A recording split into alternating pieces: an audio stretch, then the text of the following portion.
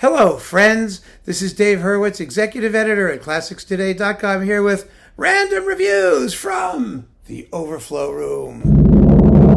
Yeah! We're working our way backwards through the alphabet, and we're in the nether regions of the letter P, the wilderness of the letter P. There are a bazillion strange little P composers.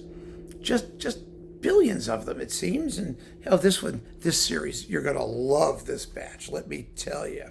A, B, C, D, E, F, G, H, right? Yeah, okay. Wow. What an absolutely weird collection of things. Only 3 discs. 3 different composers, 3 discs. And we begin with Stu Phillips, music from Battlestar Galactica.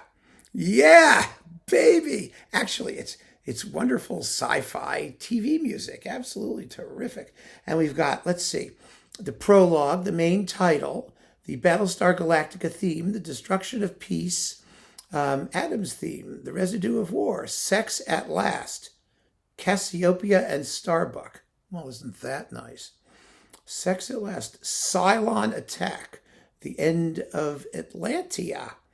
Then we've got symptoms, Boxy's problems, Serena's illness, suffering, Red Nova, more than a father. These are like little short TV things, 2 to 3 minutes long. But it's so much fun. It's produced by Robert Townsend, who's just the amazing producer of all this film stuff. And look, there's the picture with like all the famous movie stars and things who were in it. I mean, remember that? That was just amazing. Remember there was that crazy kid in Atlanta who committed suicide because they canceled Battlestar Galactica, and then they brought it back? Boy, was that a waste. Well, maybe he should have gotten this, because he would have been happy keeping himself amused with all the Battlestar Galactica music for like the rest of his life. And it's Stu Phillips is a very good composer of this kind of music, TV stuff, and he's conducting really well, and it's just fun. God, it's fun. I love this stuff. I really do. I just adore it. Wonderful. We already did the Star Trek ones, remember? Terrific. Oh, yes. Hans Pfitzner. Oh, my. Yes, Hans Pfitzner. Now, most of my Pfitzner is upstairs. Why? Because, like, all the orchestral stuff's in a little CPO box, and, the opera things are up there somewhere, and, it's upstairs. That's all I can tell you. Like the Lieder, which were very pretty with orchestra and some other things. But this is his cantata, Von Deutscher Seele.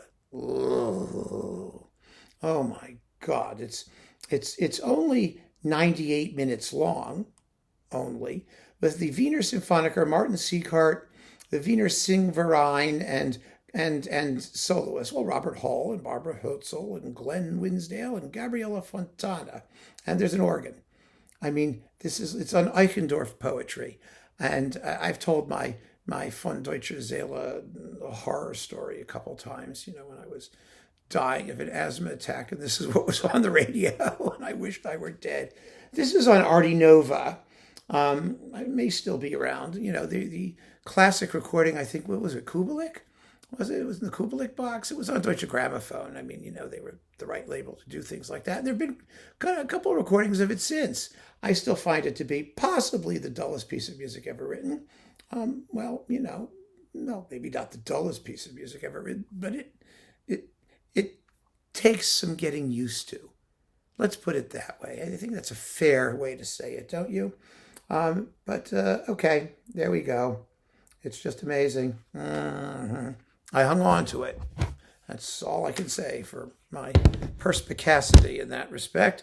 And then we're jumping way back to Octaviano del Petrucci, who lived from 1466 to 1539 and wrote his Harmonice Musices Odecaton.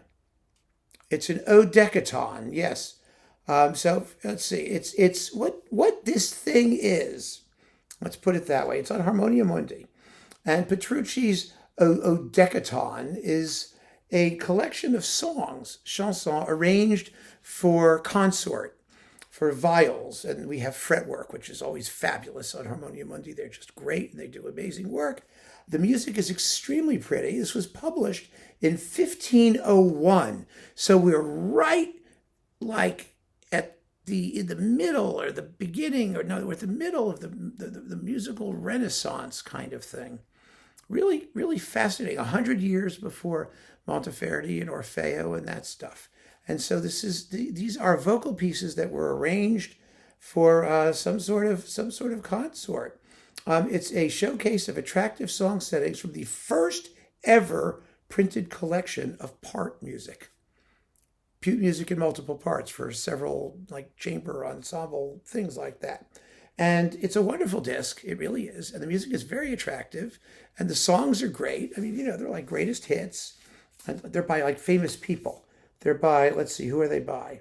Oh, yes, Obrecht, Isaac, Josquin, and other renowned masters from the Low Countries, from the Netherlandish school. Let me see if they tell you who all of these things are by. I don't know if we care, but oh, there we are. Yes, Gizelin, Agricola, Obrecht, Lapicida, and Isaac, and De Orto, and Stockham, and Buznois, and Josquin, as we mentioned, a bunch of Josquins, and von Stoppen, and Pinnerol, and Jappart. Yeah, okay.